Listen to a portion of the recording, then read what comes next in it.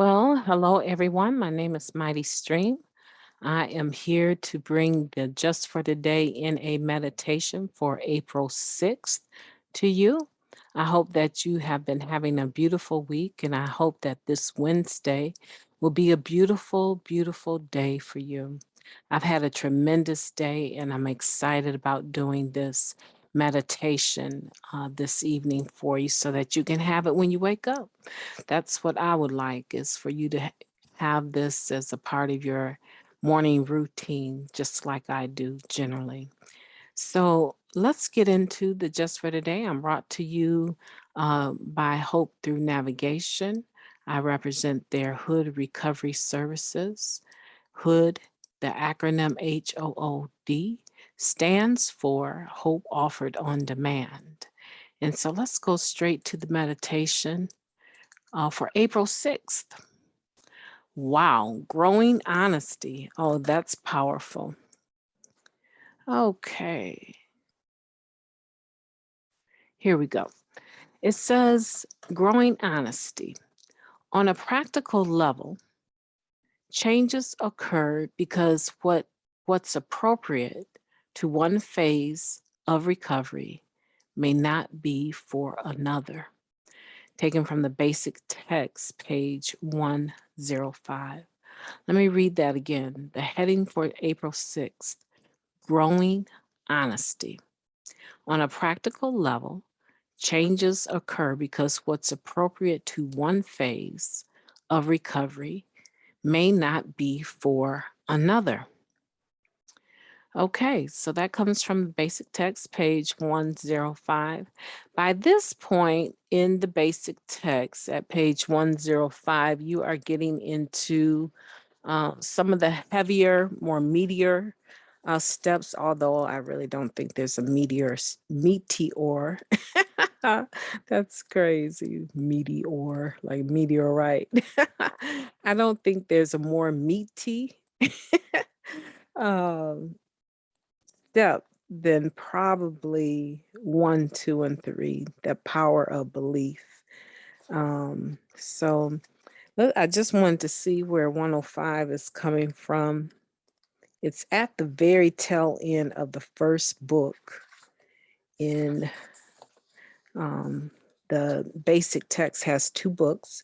For those of you that don't know, it's separated into 2 books. One is considered the text, and then the second part, the second book, is actually personal stories, which are very sweet. So this is coming from More Will Be Revealed. That's a beautiful chapter in the basic text. Okay, so for those of you looking for that information, there you go. Let's look at this. When we first came to Narcotics Anonymous, many of us had no legitimate occupation. Not all of us suddenly decide we're going to become honest and productive model citizens the moment we arrive in NA. But we soon find in recovery that we are not so comfortable doing many of the things we once did without a second thought when we were using. As we grow in our recovery, we begin to be honest in matters that probably hadn't bothered us when we used. We start returning extra change a cashier may have given us by mistake, or admitting when we hit a parked car. We find that if we can begin to be honest in these small ways, the bigger tests of our honesty become much easier to handle.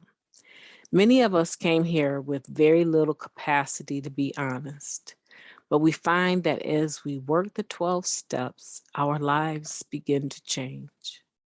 We are no longer comfortable when we benefit at the expense of others, and we can feel good about our newfound honesty.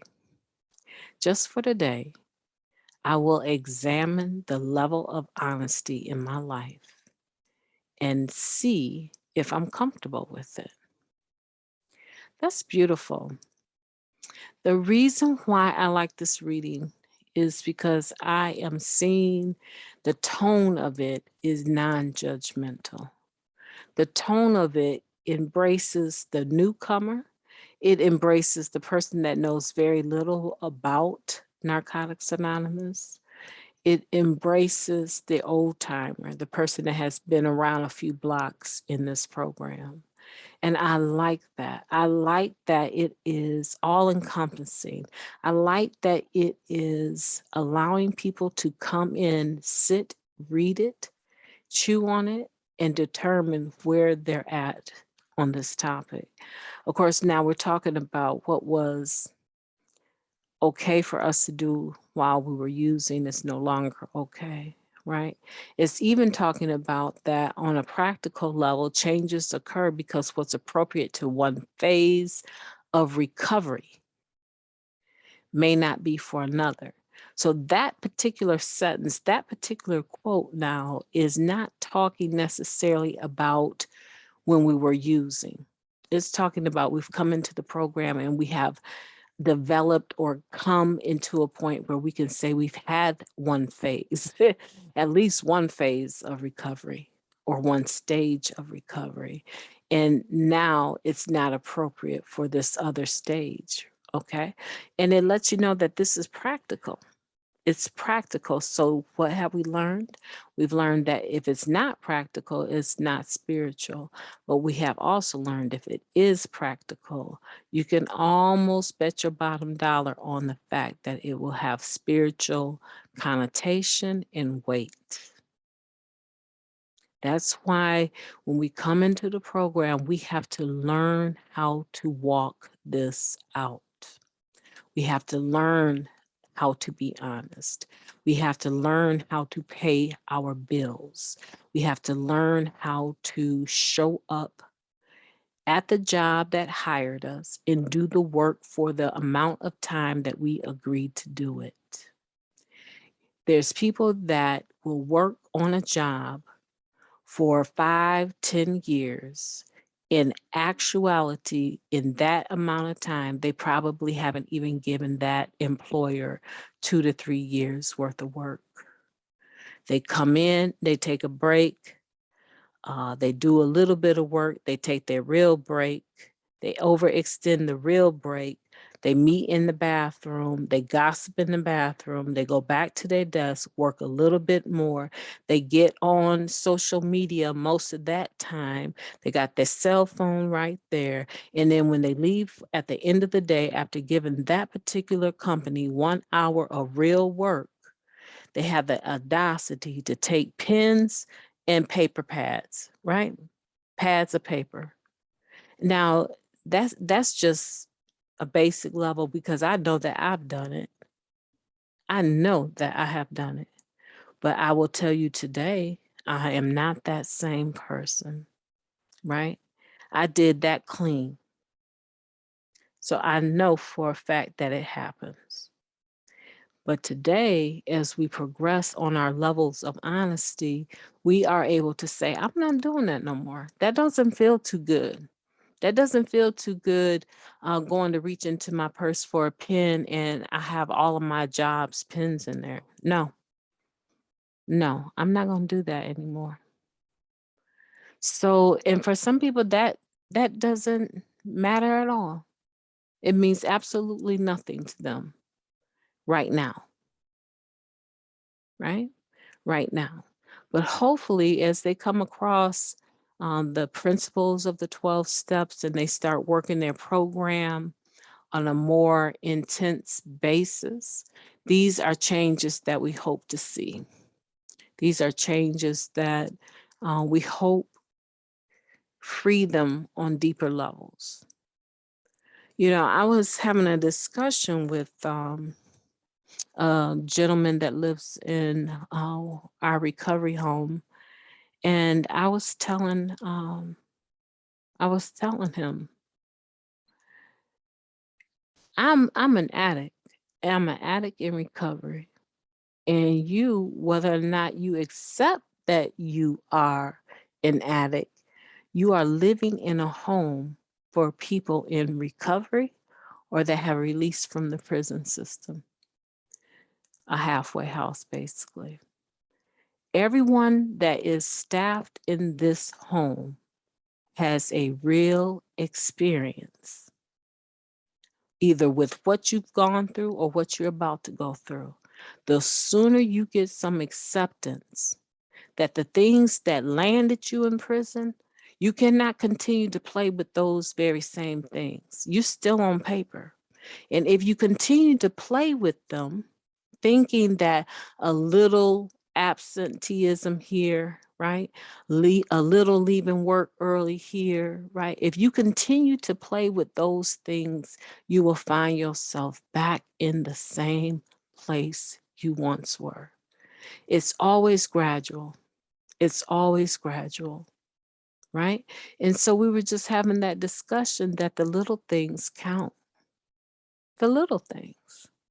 The simple, small things that you agree to do are the things that you need to continue to do.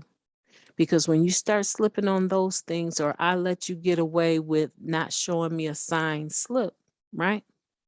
Then the minute that those little slides or small relapses take place, the bigger they can become. This is where you get an opportunity. And when I'm talking about him in particular, but I'm also talking about people in general in recovery. This is the playing field where you actually get to practice making it perfect. Will you be perfect? Absolutely not. There's going to be some slips. There's definitely going to be some hard things. But if you make it up in your mind that the things that I used to do, MightyStream, I got to let them go. I'm no longer okay looking somebody in their face and telling them a bold-faced lie about something that they don't care about anyway. I start the conversation and I'm going to lie in the conversation because suddenly in the middle of the conversation, I somehow become convicted about the fact that I'm not telling the whole truth. Or I haven't been honest about my exact motive. So why are we even having the conversation?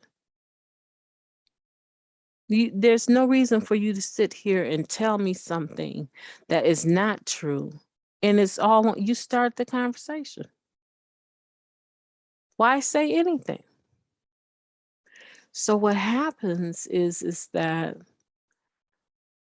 I believe, now someone can, if you think differently, let me know. You can reach me at recoveryofhope21@gmail.com. I think what happens when the newcomer comes into the rooms and they're introduced to the fellowship, I think that there's this psychosis or this thought that these people know me, and it may be real. These people know me from using. They know me from the streets.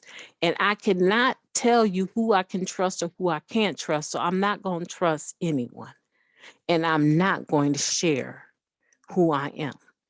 And so I think initially people, the only level of accountability that they're willing to admit, generally speaking, is the one they're forced to.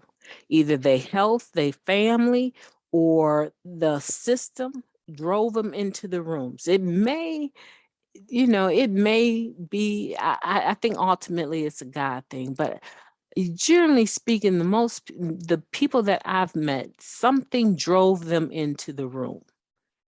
They didn't come, happy, joyous, and free. I'm glad to be in recovery. No, they came because their health sent them. Their family got fed up with them and said, if you want a relationship with us, you need to do thus and so, or the system sent them. Every now and then I've met a few people that have said, I just got tired. Circumstances sent them, right? So a lot of time when people get into the fellowship, as long as they don't use their drug of choice, they're fine. They think they're just fine. I'm not changing another thing. I don't need a relationship with anybody. I don't need a sponsor to talk to. I don't need a network to talk to. I made it in here. I'm no longer using what I used to use, and I'm okay with the other stuff I choose to use, right? And so when they come in out the gate, they have a dishonest program. But eventually, if they stay around long enough, they're going to start hearing the similarities. And the similarities, right? We just had a just for the day the other day that says share, right? Allow someone to share their experience, strength, and hope, and then you take a chance and share yours, right? Eventually, they're going to hear someone share something that is so similar to their experience, strength, and hope that they will be able to identify. And at that point of identification, they will make a decision to start doing the work so they can receive the freedom that they see this other person has, simply just by sharing their experience, strength, and hope. It takes a lot of freedom or desperation to be able to share the truth, right?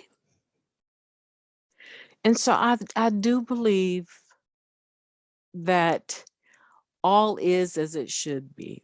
I believe that when a person is ready, when the student is ready, the teacher will appear. I believe when a person's heart, their mind, their spirit is ripe, ready, right? When they're ready, then all of a sudden tools will present themselves so that they can do the work that they need to do.